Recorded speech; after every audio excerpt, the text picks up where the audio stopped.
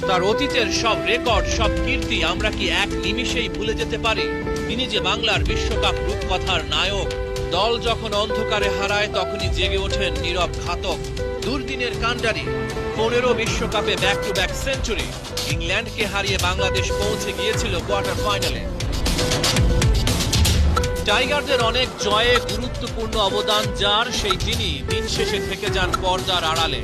রিয়াদ থাকবেন নিদাহাসের সেই ছক্কায়, রিয়াদ থাকবেন কার্ডিফে রাঙিনায়, রিয়াদ থাকবেন পঞ্চ পাণ্ডব পাতায়, রিয়াদ থাকবেন বিপদের ত্রাণকর্তায়। উপাখ্যানগুলোতে তাকে শুধুই কুর্নিশ করা যায়। স্বপ্ন ছোঁয়ার গল্প লিখে তিনি বেঁচে থাকবেন অমলিন। মাহমুদুল্লাহকে যেন অসম্মান না করা হয়। বোর্ডের কাছে অনুরোধ, একজন মাশরাফির মতো তিক্ত অভিজ্ঞতা যেন তার সঙ্গী না হয়, একজন মুমিনুল যেন বানানো না হয়।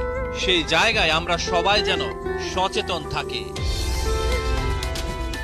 অতি উৎসাহীরা যেন মাহমুদুল্লাহ রিয়াদকে বলির পাঠা বানানোর চেষ্টা না করে।